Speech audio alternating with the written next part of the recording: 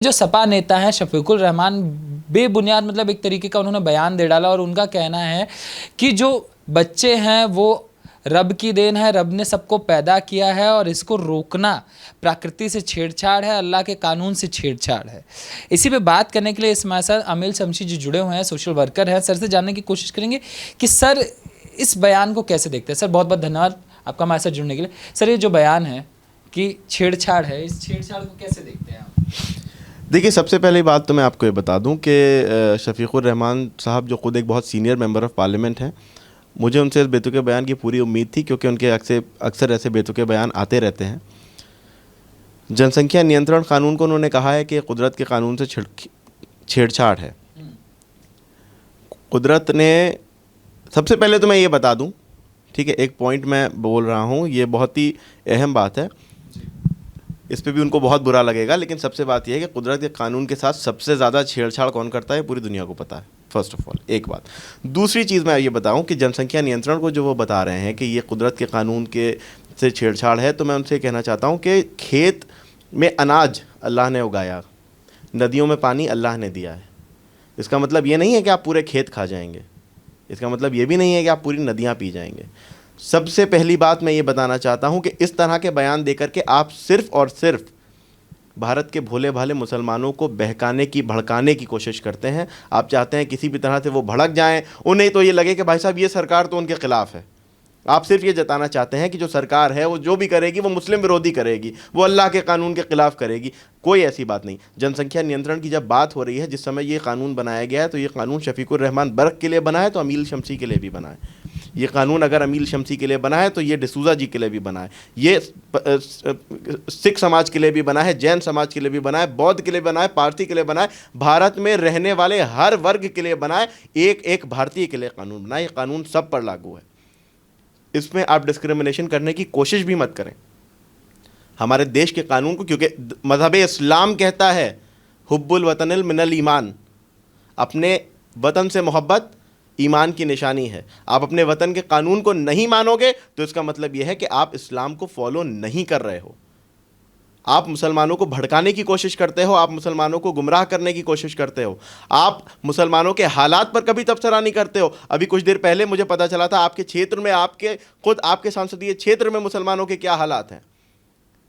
आप मुसलमानों के लिए कितना काम करते हैं? कुछ नहीं करते हैं आप मुसलमानों के लिए। आप सिर्फ मुसलमानों को बहका करके, डरा करके, उनसे जाति के, धर्म के, मजहब के नाम पर वोट मांगने की राजनीति करते हैं। ये हमारे देश के लिए ख़तरा है, हमारे देश के लिए ये ख़राब बात है। आप कह रहे हो कि जनसंख्या नियंत्रण कानून जो है वो अल्लाह के कानून के ख़िलाफ़ है। हर घर में, चाहे वो हिंदू हो, मुसलमान हो, सिख हो, ईसाई हो, वहाँ पर जब किसी लड़के की शादी की जाती है तो सबसे पहले ये कहा जाता है कि अब हमारा लड़का कमाने लगा है, अब इसकी शादी कर दो। क्यों कहा जाता है? इसलिए कहा जाता है कि वो अपने परिवार की जिम्मेदारी उठा सके, अपने परिवार की ख्वाहिशों को पूरा कर सके, उनकी जो है ज़रूरतों को पूरा कर सके। वो कम से कम इतना एलिजिबल हो कि वो अपने साथ में किसी और को भी, किसी और की ज़िंदगी जो उसके साथ जुड़ने जा रही है उसको भी अच्छी फैसिलिटी दे सके। इसलिए ऐसा कहा जाता है, ऐसा सोचा जाता है। उसी जगह पर आप जो है वो देख रहे हैं मुसलमानों के हालात बद से बदतर हैं। मुसलमान क्या कर रहे हैं? मुसलमान बुरी से बुरी कंडीशन में है। सचर कमेटी की रिपोर्ट मुसलमानों को बुरी से बुरी हालत में बता रही है, जिसके जिम्मेदार आप हैं। आप जैसे मुस्लिम नेता हैं जिन्होंने मुसलमानों के विकास की कभी बात नहीं करी और हर चीज़ में जो है वो हिंदू मुस्लिम डिस्क्रिमिनेशन लेकर के आए हैं। आज मुसलमानों को आप ये बता रहे हैं कि ये अल्लाह की देन है। मुसलमान सिर्फ और सिर्फ परेशान आप लोगों की वजह से हैं। मुसलमान सिर्फ और सिर्फ तकलीफ में आप जैसे नेताओं की वजह से हैं। आज जो है वो इस कानून में डिस्क्रिमिनेशन करके भी आपने ये बात साबित कर दी, क्योंकि आप नहीं चाहते कि मुसलमान जो है वो सरकारी योजनाओं से लाभान्वित हों। आप नहीं चाहते कि मुसलमानों को जो है अच्छी नौकरी मिले, आप नहीं चाहते कि मुसलमानों को अच्छी फैसिलिटीज़ मिले, इसलिए आप ऐसे बयान दे रहे हैं। वो ये भी कह रहे हैं कि अगर कल को जनसंख्या कम हो गई और कोई विदेशी आक्रांता, विदेशी देश से पड़ोसी देशों से लड़ाई वड़ाई हो गई तो जनसंख्या कम पड़ जाएगी लड़ने में। तो कह रहे हैं कि बढ़ा के रखेंगे तो लड़ने में भी तो कामयाब रहेंगे। तो मुझे पूरा विश्वास है कि कभी भगवान न करे ऐसी स्थिति आई तो मुझे विश्वास है कि आप इधर तो नहीं होंगे, मुझे पता है। लेकिन मैं आपसे ये बता दूं कि ऐसी ये आपका जो बेतुकी बात है, ये भी मैं सोचा था, मुझे बड़ी हंसी आई थी ये सोच करके।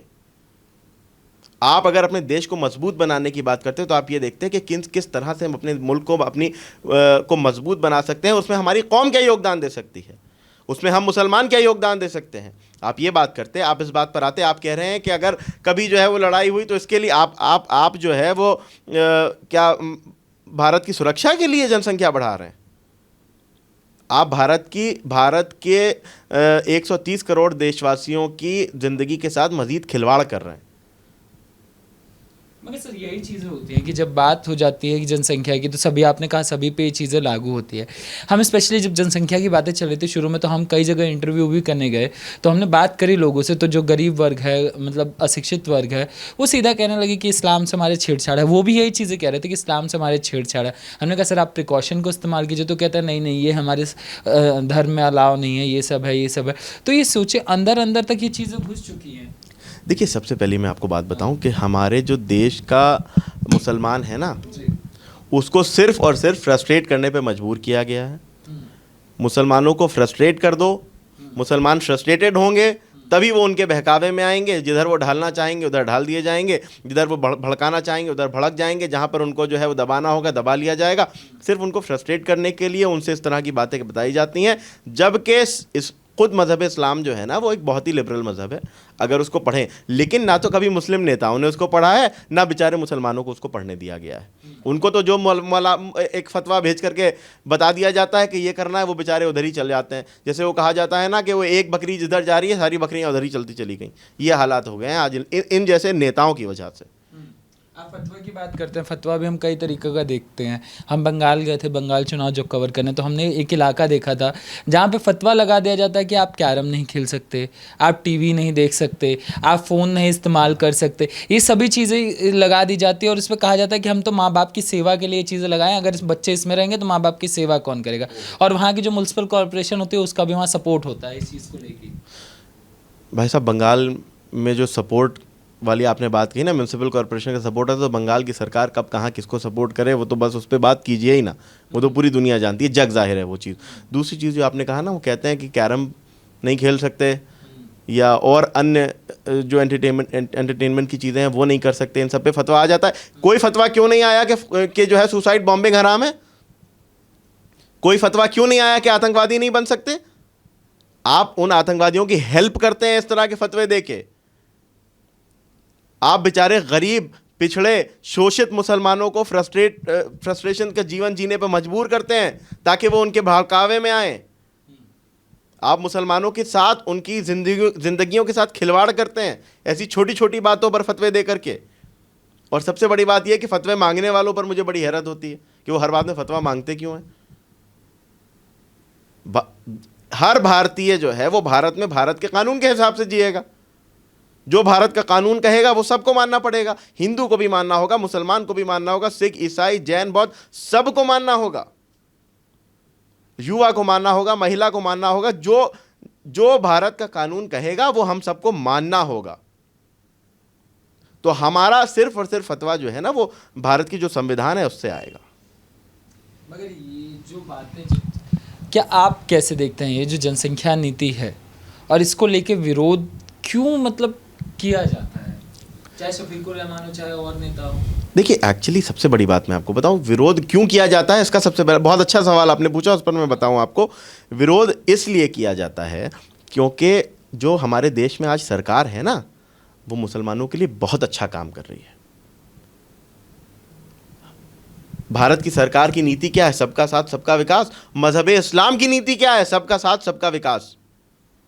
जो इस्लामिक कुरान, जो इस्लाम की सबसे पवित्र किताब है कुरान शरीफ, उसमें आपको हैरत होगी, उसमें कहीं मुसलमानों का जिक्र नहीं है। उसमें इंसान की बात हुई है, यानी सब की बात हुई है, सबके साथ की बात हुई है, सबके विकास की बात हुई है। आज ये पता है क्यों भड़काते हैं? ये इस तरह की बातों को लेकर के भड़काने की कोशिश करते हैं। वो दिखाते हैं कि भाई साहब ऐसा है कि वो कभी CA NRC पे भड़का दो, कभी जनसंख्या नियंत्रण पे भड़का दो, कभी अन्य किसी चीज़ पे भड़का दो। इसलिए भड़का दो ताकि वो मुसलमान जो है ना, वो जिनको इन्हीं ने इतने दिन से डरा के, धमका के, जो है दबा के, कुचल करके रखा, वो असलियत ना जान जाए इनकी। वो ये ना जान जाएं कि अरे ये सरकार तो हमारे भले की बात कर रही है, तो ये समय समय पे दिखाने की कोशिश करते हैं कि अरे ये सरकार तो देखो तुम्हारी विरोधी है, ये तो इस्लाम के खिलाफ काम कर रही है, ये तो कुदरत के कानून के खिलाफ काम कर रही है। सिविल कोड पे भी कहते हैं कि मोदी जी और योगी जी तो हमको हिंदू बनाना चाहते हैं। यूनिफॉर्म सिविल कोड पर जिस देश में हम खड़े होकर के ये कहते हैं कि 130, खुद हम क्यों कह दें, अभी ये किसी भी अन्य मुस्लिम नेता से बयान ले लीजिए, शफीकुर रहमान से भी बयान ले लीजिए, जब इनके फ़ायदे की बात होगी तो सब कहेंगे हम सब भारतीय हैं, जब यूनिफॉर्म सिविल कोड की बात आएगी तो मिर्चें लग जाएंगी। क्यों? क्योंकि उससे इनकी दुकान बंद हो जाएगी, उससे ना ये वोट बैंक की राजनीति नहीं कर पाएंगे, उससे ये डिस्क्रिमिनेशन नहीं कर पाएंगे, लोगों को बांट नहीं पाएंगे। सिर्फ इसलिए विरोध करते हैं और कोई कारण नहीं है विरोध करने का। इनसे ये पूछिए, क्या इस्लाम जो है वो सबके साथ एक कानून के तहत पालन करने का हुक्म नहीं देता है? क्या इस्लाम नहीं कहता कि सबके साथ एक जैसा बर्ताव हो? तो हम क्यों खिलाफ हैं यूनिफॉर्म सिविल कोड के? इसलिए क्योंकि आपको डर है कि आपकी दुकान बंद हो जाएगी, आपकी राजनीति ख़त्म हो जाएगी, जिनको डरा करके, डिवाइड करके, देशवासियों को लड़ा करके आप जो वोट लेते हो वो वोट नहीं मिलेगा। मुसलमान जान जाएंगे कि हम जो हमारा मसीहा बन के बैठा था, असल हमारा दुश्मन तो वही है, और जिसको हमारा दुश्मन बता रहे थे वो तो हमारा दोस्त निकला।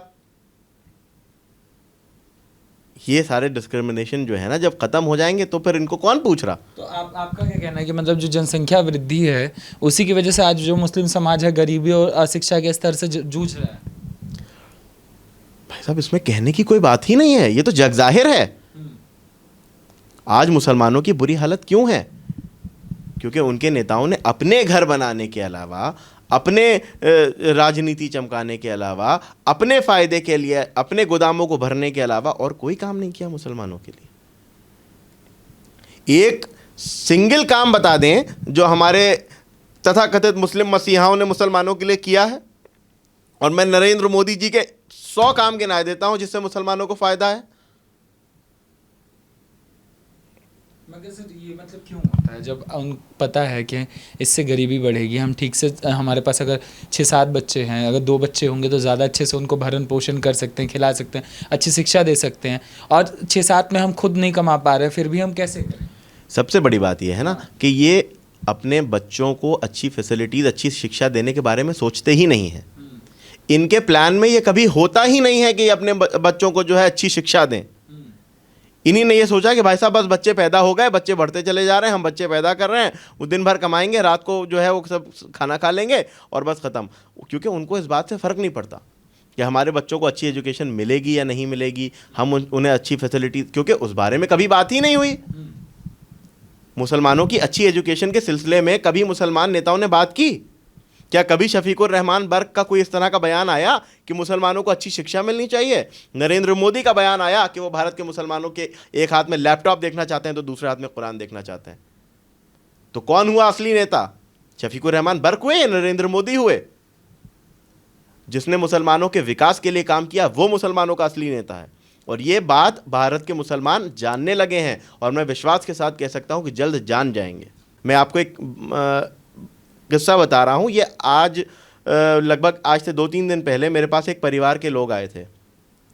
उन्होंने बताया कि वो मैं जो हूँ वो 12,000 रुपये महीना कमाता हूँ और 6 हमारे बच्चे हैं, इतना हमारा मंथली रेंट में निकल जाता है, बहुत बुरी स्थिति में है, हमारे तो दवा इलाज के भी वांदे पड़ जाते हैं, अगर घर में कोई बीमार हो जाए तो बड़ी परेशानी हो जाती है, हमारी कुछ मदद करा दीजिए, हमारी कोई ऐसी मदद हो जाए कि हमारे इलाज का ख़र्चा निकल जाए।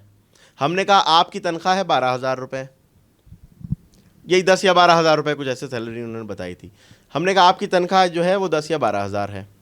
मेरे स्टाफ में मेरे साथ एक लड़का चलता है, उसकी तनख्वाह भी यही है, उसका 1 बच्चा है, आपके 6 बच्चे हैं, वो भी किराए के घर में रहता है, आप भी किराए के घर में रहते हो। उसे इस तरह की परेशानियां कभी नहीं आती, इसलिए नहीं आती क्योंकि उसने अपना जो है वो अपने यूं कहें कि अपने कमाई के हिसाब से अपने परिवार को जो है वो करा हुआ है। उसको पता है कि हम जिसका पालन पोषण अच्छे से कर सकते हैं, हमारा परिवार उतना ही बड़ा हो। हम जो है जो अफोर्ड नहीं कर सकते वो हम नहीं लें। हम बड़ी गाड़ी अफोर्ड नहीं कर सकते तो हम बड़ी गाड़ी नहीं लेंगे, छोटी गाड़ी में रहेंगे। छोटी गाड़ी से चलेंगे। क्यों? क्योंकि हम नहीं अफोर्ड कर सकते हैं, हम उसका खर्चा नहीं उठा सकते। आज मुसलमानों की बुरी हालत यह है कि उनको ये बता दिया गया कि भाई ये तो कुदरत की देन है, औलाद तो कुदरत की देन है, आप लेते रहो। औलादें हैं, बढ़ती जाएंगी, पॉपुलेशन बढ़ती जाएगी, घर परिवार बड़ा होता चला जाएगा। चलिए ठीक है, अच्छी बात है। उनकी फैसिलिटीज़, उनको अच्छी फैसिलिटीज़ कहाँ से मिलेंगी? आज भारत की सबसे बड़ी समस्या जनसंख्या है और कोई इस बात को डिनाई नहीं कर सकता। भारत की सबसे बड़ी समस्या जो है वो जनसंख्या है। इसका नियंत्रण करना होगा। ये हर भारतीय के लिए लाभकारी है। एक एक भारतीय नागरिक के लिए ये कानून लाभकारी है। मुसलमानों को ये बात समझनी होगी। जनसंख्या नियंत्रण देश के लिए कितना ज़रूरी है उसको मैं एक 4 लाइन के एक शेर से आपको बताना चाहता हूँ। वैसे मैं फिर से बता दूँ कि मेरा कोई बहुत ज़्यादा पोइट्री से लेना देना नहीं है, लेकिन शायद इस शेर के ज़रिए मैं अपनी बात को पहुंचा सकूं। वो शेर यूं है कि मुल्क को अब एक नया कानून लाना चाहिए। मुल्क को अब एक नया कानून लाना चाहिए। मुल्क की आवाम को भी ये समझना चाहिए। मुल्क को अब एक नया कानून लाना चाहिए। मुल्क की आवाम को भी ये समझना चाहिए। बढ़ती आबादी पे अब कंट्रोल करना चाहिए। मुल्क को बर्बाद होने से बचाना चाहिए।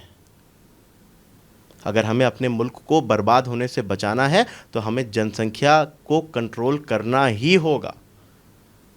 अगर हमने जनसंख्या पे नियंत्रण नहीं किया तो हम अपने देश को जगत गुरु नहीं बना पाएंगे। हमें अपने देश को जगत गुरु बनाना है तो हमें जनसंख्या पे नियंत्रण करना ही होगा और इसमें योगदान हर एक भारतीय को देना होगा। वो लोग इस बात को ध्यान से सुन लें और मैं पूरी जिम्मेदारी के साथ इस बात को कह रहा हूँ कि वो लोग इस बात को पूरी ध्यान से सुन लें कि जो वो भारतवासियों को बांटने की कोशिश करते हैं। भारत का कानून एक एक भारतीय के लिए है और जो खुद को भारतीय मानता है उसे भारत का कानून, उसको ये कानून भी मानना होगा, क्योंकि ये कानून देश के विकास के लिए है।